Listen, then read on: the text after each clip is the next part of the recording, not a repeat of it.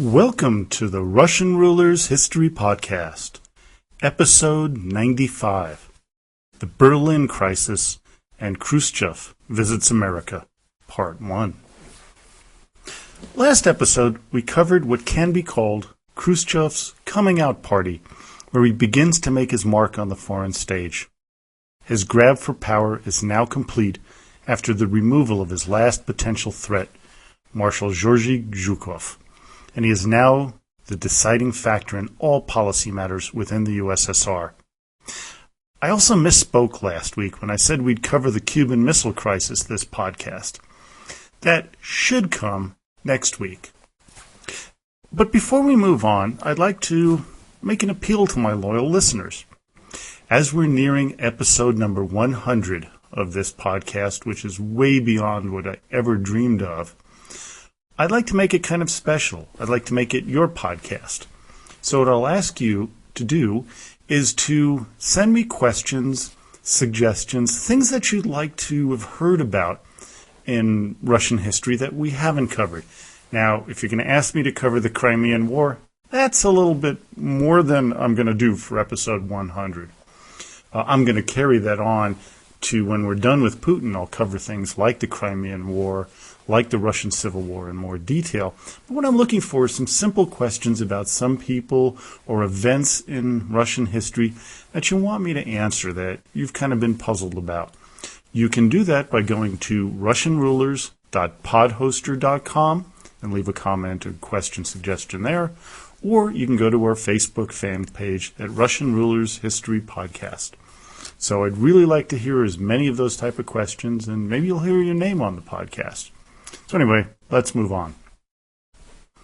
In mid-1958, Khrushchev wanted once again to reinvigorate relations with China by suggesting that they work on a cooperative naval system which would allow the Soviets to use the 10,000 miles of Chinese coastline for their fleet in return for technology to improve their submarines.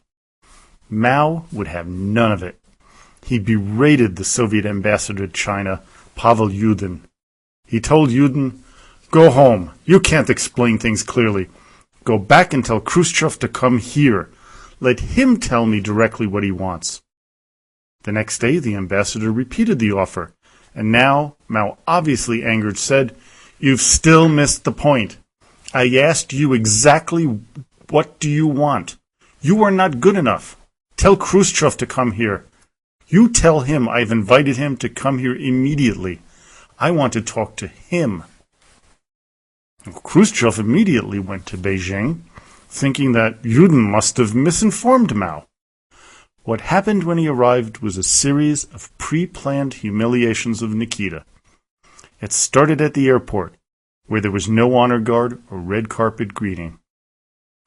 The meetings with Mao were cool at best. After Khrushchev explained his proposal at length and in great detail, the following conversation ensued. "You've talked at length, but have still not gotten to the point," said Mao. According to Taubman, Khrushchev was shocked and embarrassed, and is to have responded in kind of a mumbling fashion that, "Yes, don't worry, I will continue." But when he insisted a common fleet was necessary to contend with the American 7th Fleet, Mao, quote, banged his large hands against the sofa and stood up angrily. His face turned red and his breath turned heavy.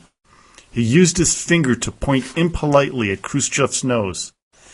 "I asked you what a common fleet is. You still didn't answer me."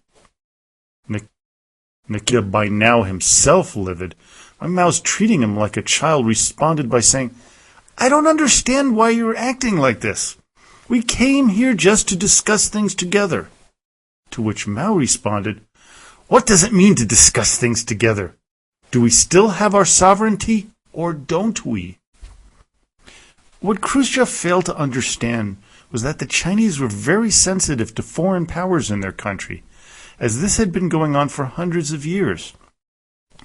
Nikita offering the use of Murmansk naval base was an insult to the Chinese, as Mao revealed when he said, "We don't want to use your Murmansk, and we don't want you to come to our country either." The British, Japanese, and other foreigners who stayed in our country for a long time have already been driven away by us. Comrade Khrushchev, I'll repeat it again. We do not want anyone to use our land to achieve their own purposes anymore. Had the Soviet leader been more educated in foreign affairs, he wouldn't have seen this response. He would have seen this response from miles away, but he didn't. The next day, the humiliation continued, with Mao inviting Khrushchev to swim with him. Mao was an excellent swimmer, while Nikita Sergeyevich was not. According to Dr. Lai, Mao's physician, the chairman was deliberately playing the role of emperor, treating Khrushchev like a barbarian come to pay tribute. It was the way Mao told me on the way back to Biadhai of sticking a needle up his ass. As Khrushchev remembered it, he's a prize-winning swimmer, and I'm a miner. Between us, I basically flop around when I swim. I'm not very good at it. But he swims around, showing off, all the while expounding his political views. The interpreter is translating, and I can't answer as I should. It was Mao's way of putting himself in an advantageous position. Well, I got sick of it. All the while I was swimming, I was thinking, the hell with you. So I crawled out, sat on the edge, and dangled my legs in the pool. Now I was on top and he was swimming below. But all the time he keeps talking to me about their communes. He returned to Moscow to be greeted on August 23rd by the Chinese bombing the offshore islands of Jinmen and Mazu without giving the Soviets warning. The United States responded by sending in fleets of ships and more than 200 planes with potential nuclear bomb capacity. The world was on the brink of nuclear war, which was exactly what Mao wanted. With the U.S. threatening war on September 4th, Soviet Foreign Minister Andrei Gromyko headed to Beijing. After arriving, Gromyko was informed that Mao wanted war, and that after China was invaded by the U.S., Moscow should hit America with everything you've got. Gromyko politely turned down the plan. The reason for Mao's saber-rattling, as Dr. Lai put it, quote, to demonstrate to both Khrushchev and Eisenhower that he could not be controlled, and to undermine Khrushchev in his quest for peace. As Mao put it, the islands are two batons that keep Eisenhower and Khrushchev dancing, scurrying this way and that. Don't you see how wonderful they are? In the midst of the problems with China was another problem in the West, with the two Germanys and the divided city of Berlin. East Germany's sovereignty was not recognized by many of the NATO powers, as they wanted to reunite the two countries instead as a neutral country with free elections. Neither proposal was new, neither worked for the opposing side. Then on November 10th, 1958, Khrushchev gave a speech that shook the world. Quote, the time has obviously arrived for the signatories of the Potsdam Agreement to create a normal situation in the capital of the German Democratic Republic. The Soviet Union, for its part, would hand over to the sovereign German Democratic Republic the functions in Berlin that are still exercised by Soviet agencies. Let the United States, France, and Britain themselves reach agreement with the GDR if they are interested in any questions concerning Berlin. As for the Soviet Union, we shall sacredly honor our obligations as an ally of the German Democratic Republic. As Taubman so eloquently puts it in his biography of Khrushchev, quote, translation into plain language.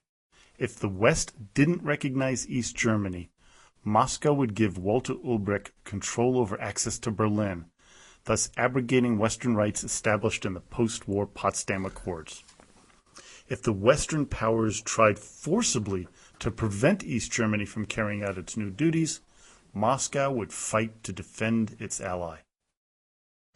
On November 27th, Khrushchev upped the ante, by demanding that West Berlin be turned into a demilitarized free zone within 6 months, or the Soviet Union would turn over control to access of the city to East Germany. Eisenhower told his son that if he were to accede to the Soviet demands, then no one in the world could have any confidence in any pledge we make. He further went on to say, "We're not going to be betting white chips, building up gradually. Khrushchev should know that when we decide to act, our whole stack will be in the pot." Later, he was to say that the need to defend Berlin was an instance in which our political posture requires us to assume military positions that are wholly illogical. The approach Khrushchev took to try to resolve the Berlin issue was in and of itself a no-win situation. He had to have known that the West could not accept his deadline and ultimatum, and they had to have known that he could not accept their demands. To top it off, Khrushchev did not consult with anyone in the Presidium or any of his aides. Mikoyan believed that his behavior was, quote, the grossest violation of party discipline.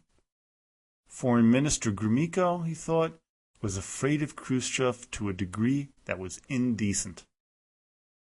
All the while, with one crisis after another cropping up, Khrushchev was trying to get a summit put together to discuss ideas. He was also trying to get an invitation to come to America to talk to the people and see if he could find common ground with the United States and deflate some of the tensions. In actuality, Khrushchev had no idea where things were going to lead to. He wanted to push the situation and act accordingly. To the outside world, it seemed like an erratic way to conduct foreign affairs. But to Nikita, it seemed the natural way, something he learned from Stalin, who, despite the denunciations, was still his mentor. Minnesota Senator Hubert Humphrey went to Moscow to see what he could do, but little came of that meeting, aside from the two men actually liking each other. Humphrey came back to the U.S. and recommended they do a psychological workup on the Soviet leader and not a diplomatic one.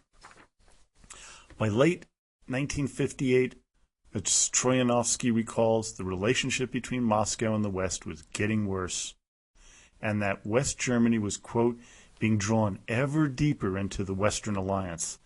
The arms race was gathering steam and spreading into outer space. Disarmament negotiations were getting nowhere, with defense spending weighing more on the economy.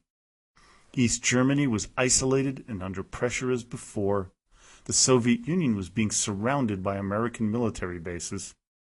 New military blocs were being set up in Asia and the Middle East, and voices saying ever more distinctly that if the Soviet Union had to choose between the West and China, preference should be given to the latter. Now, what was strange about Khrushchev's policy, that it was actually working. The Americans had played out scenarios regarding the Soviet Union starting a thermonuclear war with the U.S. over Berlin and came to the conclusion that it would cause horrible casualties in the United States, somewhere around 65% of the population needing medical care, whereas in Russia, the destruction would be 3 times as great. Knowing what we do now about their capabilities, the Soviets' ability to deliver the weapons was vastly overrated and likely would not have caused 1/3 of the damage originally estimated. No one, certainly not Eisenhower, was willing to call Khrushchev's bluff. Mikoyan then headed to Washington, as well as making stops in Chicago, New York, and Los Angeles to try to ease tensions, but to no avail. Harold Macmillan of Great Britain went to Moscow to try as well, also without any success. The theme that seemed to go through Khrushchev's mind was a Lenin injunction from 1917, which originally came from Napoleon, which said, quote, engage in battle and see what happens. His blustering about Berlin was just that. He was engaging the Americans to see what would happen. Now, a real big problem the East German government was facing was a vast migration of its citizens, especially talented ones, to the West. Millions had crossed the border, and there was no sign of that letting up. This is one of the main reasons why the East German government, led by Ulbricht, wanted something done, and something done right away. Khrushchev began to harden his stance with more blusterous speeches. One time he said, "One bomb could take care of Bonn and the Ruhr, and that is all of Germany. Paris is all of France. London, all of England. You have surrounded us with bases, but our rockets can destroy them. If you start a war, we may die, but the rockets will fly automatically." He also had a great disdain for West German Chancellor Adenauer, which showed when he said in a speech, "You might tell anyone you want that we will never accept Adenauer as a representative of Germany. He is a zero. If Adenauer pulls down his pants and you look at him from behind, you can see Germany is divided. If you look at him from the front, you can see Germany will not stand." Khrushchev went on to say, "We are determined to liquidate your rights in West Berlin. What good does it do to have 11,000 troops in Berlin? If it came to war, we would swallow them in one gulp. Your generals talk of tanks and guns defending your Berlin position. They would burn." All this rhetoric was behind one thing: Khrushchev's yearning to be invited to come to America. Vice President Nixon came to Moscow in July of 1959, which was the first high-level meeting between the two countries' representatives since the failed Geneva Conference of 1955. On July 24, 1959, U.S. Vice President Richard Nixon and Soviet Premier Nikita Khrushchev had their famous kitchen debate at the opening of the American National Exhibition at Sokolniki Park in Moscow. The meeting got a lot of press around the world, but in reality, little came of it aside from propaganda, which was used by both sides. Khrushchev remembered the debate fondly in his memoirs, especially when bantering back and forth with Nixon about a lemon juicer. Quote, "The conversation began like this. I picked up an automatic device for squeezing lemon juice for tea and said, 'What a silly thing for your people to exhibit in the Soviet Union. Mr. Nixon, all you need for tea is a couple of drops of lemon juice. I think it would take a housewife longer to use this gadget than it would for her to do what our housewives do. Slice a piece of lemon, drop it into a glass of tea, and squeeze a few drops out with a spoon. That's the way we always did it when I was a child, and I don't think this appliance of yours is an improvement in any way. It's not really a time saver or a labor saver at all. In fact, you can squeeze a lemon faster by hand. This kind of nonsense is an insult to our intelligence." In Khrushchev's mind, in a socialist state, you didn't need all that fancy equipment. You needed the staples, and everyone would be fine. Only problem is, they didn't have that. They really needed to keep the people happy with more than what they were giving them. In a future Overdrive podcast, I will read Nikita's concerns over their economy and the availability of basic foodstuffs that were severely lacking in the Soviet Union of his time, being especially critical of the government that came after him.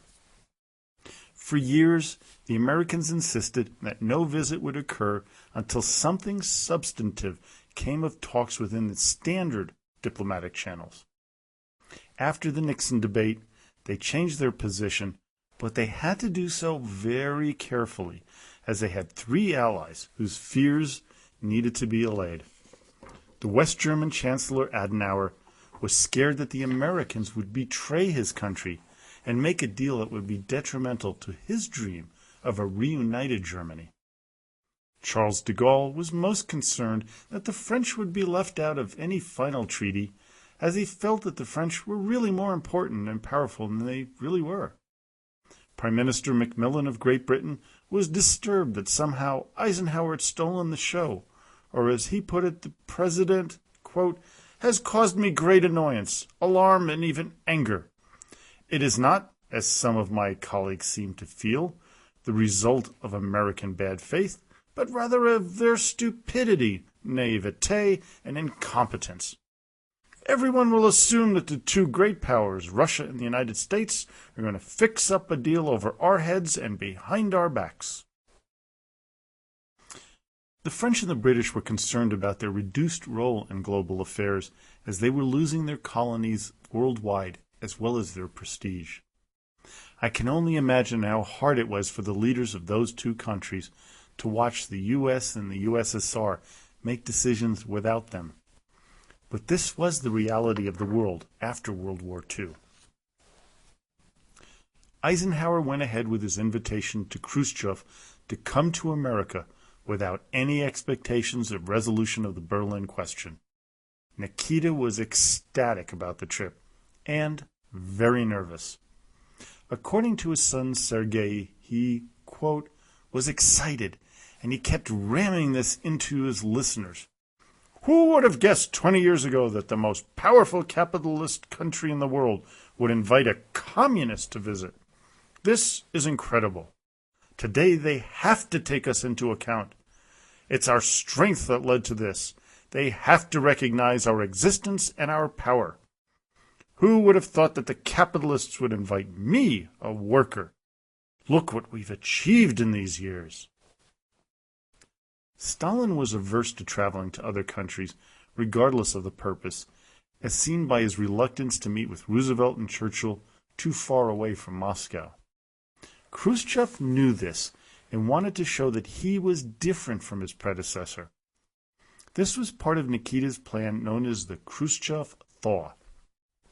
Also, in a break from the Stalin era, the first secretary decided to take his wife Nina and the rest of his children and some of his grandchildren to the U.S. Everything was now in planning stages to make a grand entrance in Washington, D.C. The plane to be used, a Tupolev 114, was a lightly tested plane and had some potential problems, but Khrushchev decided to use it as it was the tallest plane in the world and he wanted to impress the Americans. Taking off from Moscow on September 15, 1959, Khrushchev had a lot of doubts on his mind as to how they would fare in the U.S. As he put it, Stalin kept trying to convince us that we were no good, that we wouldn't be able to stand up to the imperialists, that the first time we came into personal contact with them, we wouldn't be able to defend our interests, and they would simply smash us. Stalin words sounded in my head. They didn't depress me, though. On the contrary, they helped me mobilize my forces to prepare myself morally and psychologically for the meeting. In the midst of these thoughts, I was informed that we were approaching the United States. We had begun to circle and were about to land. In a few minutes, we'd be face to face with America. Now I'd be able to see it with my own eyes, to touch it with my own fingers. All this put me on my guard, and my nerves were strained with excitement. His dream of coming to America to show off his leadership was about to take place. The plane touched down on Andrews Air Force Base on a hot, cloudless day. President Eisenhower and a number of other officials were there waiting with an impressive ceremony. Khrushchev was, quote, terribly impressed. Everything was shining and glittering. We didn't do such things in our country. We always did things in a proletarian way, which sometimes, I'm afraid, meant they were done a bit carelessly. It was a solemn moment, and it made me immensely proud. It even shook me up a bit, not because they were welcoming me in this way, but because that's the way they were meeting a representative of a great socialist country. While it seemed to Khrushchev that he was welcome in the United States at first, many people were furious with his arrival. As my mother and father recounted years later, They were preparing to protest his being in their newly adopted country, and they would line the streets of New York along with other Russian expatriates with banners condemning the Soviet leader. It was a time in the U.S. when communists were our staunchest enemies and a threat to our way of living. Tensions were high and expectations low, but it was an event that would help to transform the world. Join me next time as I cover Khrushchev's journey through the United States, the continuing Berlin crisis, and the beginning, I hope, of the Cuban Missile Crisis, a crisis that would eventually lead to the end of Nikita Sergeyevich's control of the Soviet Union. Well, this was a moment that I was wondering whether I'd ever have to do. As you know, many of the other podcasters out there do little plugs for commercial things like Audible.com or selling CDs on their website of their podcasts. And that's great. I mean, the expense now of this, with all the books I have to buy and time, and the space on the internet has started to grow as we get into, more episodes here. In order to continue to do this, I'd like to just plug something that I do. Some of you may know I do a lot of work in medical research, and I also have a little nutraceutical company called Knowledge Through Solutions. And we just sell a couple products. One, I've made an electrolyte concentrate, which we've used, with everything from professional football players, basketball players, NHL, Olympians, to just the common, athlete.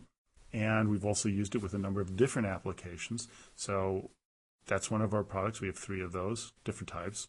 And we also have an amino acid complex for those people looking to boost up energy and to boost up protein intake. And it has a very unique formula that's being used by thousands of people right now around the world. And if you're interested in that, you can go to www.kt-solutions.com and read a little bit about that. So that's it for the commercial plug. Well, I hope you enjoyed today's podcast. Please help me out by rating this podcast in iTunes, which some of you have started to do, which I appreciate. And that way I can move up the History Podcast list. Also, don't forget to join us on Facebook at the Russian Rulers History Podcast group. And I'm looking for questions, suggestions, and ideas for my 100th podcast coming up in a few weeks. So please leave me a suggestion, ask a question, or leave a comment. But, as always, до свидания и спасибо большое.